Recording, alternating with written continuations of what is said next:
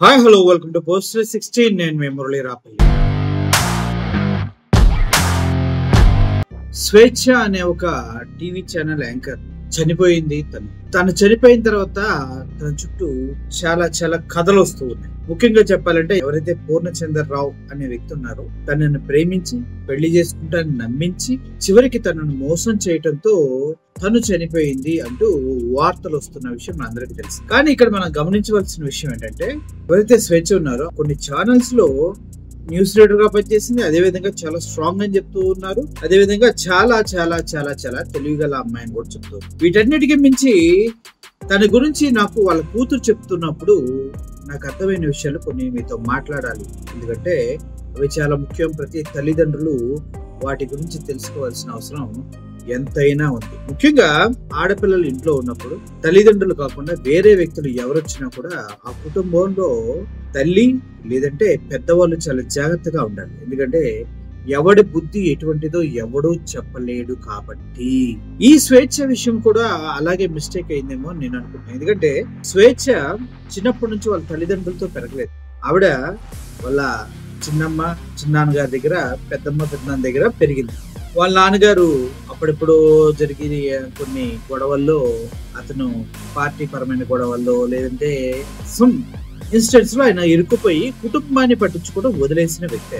నాకు తెలిసి విప్లవ భావాలు ఉన్న వాళ్ళంతా కుటుంబాన్ని వదిలేసి గాలికి తిరుగుతూ ఉంటారంటంలో ఎటువంటి సందేహం లేదు. కానీ అలా అని అందరూ ఇలాగ పిల్లల్ని వదిలేసి వెళ్తారా అంటే కాదు, తల్లితోనే ఉంచుతారు. కానీ ఇక్కడ తల్లి తండ్రి ప్రేమ ఇద్దరి ప్రేమ లోపించిన స్వేచ్ఛ వాళ్ళ పెదనాన్న పెద్దమ్మ గారి దగ్గర పెరిగింది. తన చిన్నతనం నుంచి వాళ్ళతోనే పెరిగింది. చివరికి ఇప్పుడు పెద్ద అయిన తర్వాత కూడా వాళ్ళ తల్లిదండ్రులతో తను లేదు.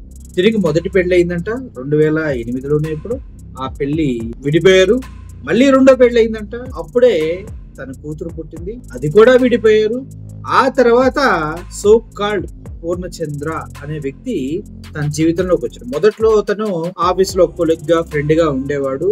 ఆ టైంలోనే చిన్నగా ర్యాపో బిల్డే వాళ్ళిద్దరు ఒక రిలేషన్ లోకి వెళ్ళిపోయారు. ఇప్పుడు రిలేషన్ లోకి వెళ్ళినప్పుడు ఒక వ్యక్తిని అమ్మాయిలు నమ్మేస్తారు, చాలా ఫాస్ట్ గా నమ్మేస్తారు. అబ్బాయిలు నమ్మించడానికి చేయవలసిన మొత్తం చేస్తారు. ఇది గమనించవలసినటువంటి మెయిన్ పాయింట్. అలాగే ఈ స్వేచ్ఛను కూడా సోకాల్డ్ పూర్ణచంద్ర అనేక విధాలా నమ్మించుకుంటూ తనని మార్చుకుంటూ దీనికి అనుగుణంగా మార్చుకుంటూ వెళ్ళిపోయాడు. ఎంతగా నమ్మిందంటే సొంత కూతుర్ని కూడా పక్కన పెట్టేసే అంతగా పూర్ణచంద్రతో ఆవిడ తనకి పెళ్ళయిందని తెలిసి కూడా భార్యని వదిలేయమని వేధించింది. అంటే అగ్ని సాక్షిగా తాళి కట్టిన భార్యని వదిలేయమని వేధించుకు తినింది. అన్నిటికీ మించి సొంత కూతురుని వాడు తప్పుగా టచ్ చేస్తున్నాడని చెప్పినా కూడా నీకు అలా అనిపిస్తుందేమో కానీ తనకి అటువంటి ఆలోచన లేదంటూ మాట్లాడిందంట.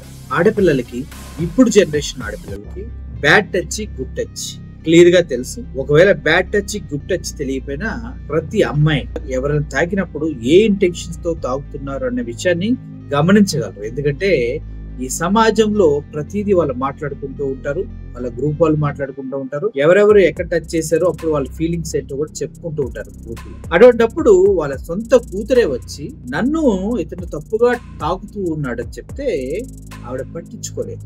తల్లిగా తను ఫెయిల్ అయిపోయింది అంటే ఇది ఒక్కటి చాలు. నువ్వు భర్తగా నువ్వు ఫీల్ అవుతున్నావు, కానీ భర్త కూడా కాదు. ఎవరో భార్య తను వదిలేయమని చెప్తున్నావు, అంత క్రూరంగా ఉన్నావు. సొంత కూతుర్ని పట్టించుకోకుండా తాతయ్య వాళ్ళ దగ్గర వదిలేశావు. నీకు మినిమం అంటే మినిమం సెన్స్ కూడా లేకుండా కూతురు పక్కనున్నా కూడా ఫోన్ లో అతనితో చాటింగ్, ఫోన్ తో అతన్ని జీవితాన్ని గడిపేసేదాన్ని అంటూ నీ సొంత కూతురు చెప్తుందమ్మా. ఇప్పుడు స్వేచ్ఛ, నాకు తెలిసి as a senior news presenter గా మీ శాలరీ దగ్గర 60,000 నుంచి ₹1,00,000 మధ్యలో ఉంటుంది నాకు తెలిసి. ఎందుకంటే నేను ఆ ఫీల్డ్ లో ఉన్నాను కాబట్టి యాంకర్ శాలరీస్ ఎలా ఇస్తారు నాకు తెలుసు. కాబట్టి మీకున్న సీనియారిటీని, మీకున్న daring and dashing news presentation బట్టి 60,000 నుంచి ₹1,00,000 వరకు మీ శాలరీ ఉంటుంది. అయినా కూడా నీ కూతుర్ని సొంత డబ్బులతో చదివించలేను అని చెప్పి సోకాల్డ్ పూర్ణచంద్ర దగ్గర నుంచి డబ్బులు తీసుకొని చదివిస్తానంటే నీ కూతురు వద్దని చెప్పిందంట. వాడి దగ్గర డబ్బులు అయితే వద్దమ్మా, నేను చదువుకోను, వేరే దగ్గర ఉంటాను అని. అయినా కూడా అమ్మాయి యొక్క ఇంటెన్షన్ నీకు అర్థం కాలేదంట. నాకు ఫంక్షన్ చేస్తా అంటే, అమ్మాయిలకు చేస్తారు ఫంక్షన్ చేస్తా అంటే వద్దమ్మా, నాకు డబ్బులు ఉంటే చెయ్యి లేకపోతే లేదు అనిందంట. కానీ నువ్వు చెయ్యాలని వాడి దగ్గర నుంచి డబ్బులు తీసుకుని ఫంక్షన్ చేసేవాడు. అఫ్ కోర్స్ చేసి ఉండొచ్చు, తప్పేం కాదు. కానీ అతని ఇంటెన్షన్ ఏంటి అనేది నువ్వు గమనించాలి. నాకు సొంత కూతురు తినని ఇంప్రెషన్ క్రియేట్ చేయడం ఒకటి, 2 నిన్ను లోపరుచుకోవడం కోసం చేశాడంటూ వాళ్ళు చెప్తూ ఉన్నారు. అన్నిటికీ మించి తను చదువుకునేటప్పుడు బుక్స్ పట్టుకొని కూర్చొని రాస్తూ ఉంటే తన తప్పు ప్రదేశంలో తప్పుగా చూశాడు, నేను కవర్ చేసుకున్నాను అంటూ నీ కూతురు చెప్తూ ఉంది. అలా ఎన్నోసార్లు జరిగిందని చెప్పి ఎంత దారుణమైన పరిస్థితి అది. తల్లిగా నువ్వు సపోర్ట్ లేవు, తండ్రి ప్లేస్ లో ఎవడో లేడు, ఉన్నవాడు కూడా తప్పుగా చూస్తూ ఉన్నాడు.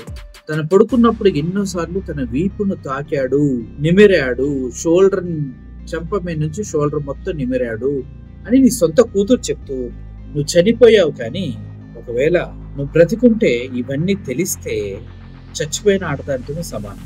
ఆడపిల్లల్ని అర్థం చేసుకోలేని తల్లిదండ్రులు చాలా మంది ఉంటారు, నిజంగా చాలా మంది ఉంటారు. స్కూళ్ళల్లో టీచర్స్, బయట మేనమామలో ఇంకోడో గొట్టంగాడు, ఇంటికి స్నేహంగా వచ్చే బంధువులు ఎవరో ఒకరు తప్పుగా బిహేవ్ చేస్తూ ఉంటారు ఇంట్లో ఉన్న ఆడపిల్లలతో.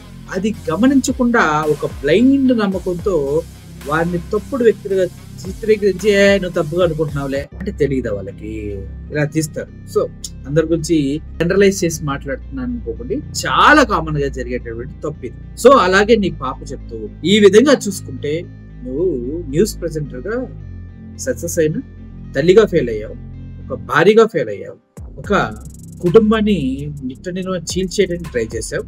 అన్నిటికీ మించి నీ కూతుర్ని నువ్వు అర్థం చేసుకోలేకపోయావు. తను నేను ఎంత మిస్ అయిందో తన మాటల్లో చెప్తూ ఉంటే ఇంత దిగజారి బ్రతకాలా అనిపించింది. నీతో వర్క్ చేసిన నీ కోలీగ్స్ చెప్తూ ఉంటే కొద్దిగా షార్ట్ టెంపర్ ఉంటది, దాని మన మాట పడదు, ఎవరన్నా ఏమన్నా అంటే వెంటనే రియాక్ట్ అయిపోయి వాళ్ళ పైన ఓవర్ అయిపోతూ ఉంటుంది, తట్టుకోలేదు, ఒకదాన్ని ఒక వారం 10 రోజులు లాగుతూ ఉంటుంది అని చెప్తే కామన్ అనుకున్నా. కానీ ఎప్పుడైతే నీ సొంత కూతురు బయటకు వచ్చి మా అమ్మ నన్ను పట్టించుకోలేదు, నన్ను వదిలేసి వాళ్ళిద్దరు ఉండేవారు, నేను ఎగ్జామ్స్ రాస్తున్నా కూడా కావాలని ఫెయిల్ చేయడం కోసం వాడు వింతగా బిహేవ్ చేసేవాడు, నన్ను వదిలేసి తిరిగేవారు, నేను వద్దని చెప్తున్నా కూడా వినేది కాదు, మా అమ్మ తప్పుగా టచ్ చేస్తున్నాడని చెప్పినా కూడా వినేది కాదు అని అమ్మాయి చెప్తూ ఉంటే చాలా బాధేసిందండి. ప్రతి తల్లిదండ్రులకి ఇది గుణపాఠం కావాలి. మన పిల్లలే మన సర్వస్వం. వాళ్ళు చెప్పిన మాటలు కాకుండా బయట గాలి అదవులు చెప్పే మాటలు, తప్పు చేసిన వాడు ఎవడైనా ఒప్పుకుంటాడా? ఒప్పుకోడు. కానీ ఇంట్లో పిల్లలు ఎప్పుడన్నా భయపడుతూ ఎవరి దగ్గరికి వెళ్తున్నారంటే కంట కనిపెట్టండి, వాళ్ళు రానివ్వకండి ఇంటికి, అవసరమే లేదు, ఎదవల్ని రానివ్వాల్సిన అవసరం లేదు. సో ఓవరాల్ గా స్వేచ్ఛ ఇలా బలవన్మరణానికి పాల్పడటానికి కారణం ఏంటి అంటే, నాకు తెలిసి నాకున్న నాలెడ్జ్ ప్రకారం కేవలం పెళ్లి చేసుకోను అనే ఒకటైతే కాదు, దానికి మించి చాలా ఉండుండొచ్చు. ఎందుకంటే స్వేచ్ఛకి పెద్ద పెద్ద బిల్డింగ్లు కావాలట, 6-7 కార్లు ఇంటి ముందు ఉండేలాగా ఉండాలంట, పెద్ద పెద్ద కుక్కలు ఉండాలంట, లావిష్ లైఫ్ స్టైల్ కావాలంట. అలా కూతురికి చెప్తుంది ఇవన్నీ, అప్పుడే బ్రతకాలంట, లేకపోతే లేదు. కానీ ఇప్పుడు ఇంత శాలరీ వచ్చినా కూడా ఈఎంఐలు కట్టుకుంటాను అది ఇది. అసలు మీ ఇన్స్టాగ్రామ్ ప్రొఫైల్ చూస్తే లావిష్ లైఫ్ గడుపుతున్న వ్యక్తుల ఎక్కడెక్కడో ఉన్నాయి. అఫ్ కోర్స్ ఖర్చు పెట్టుకోవచ్చు, తప్పట్లేదు.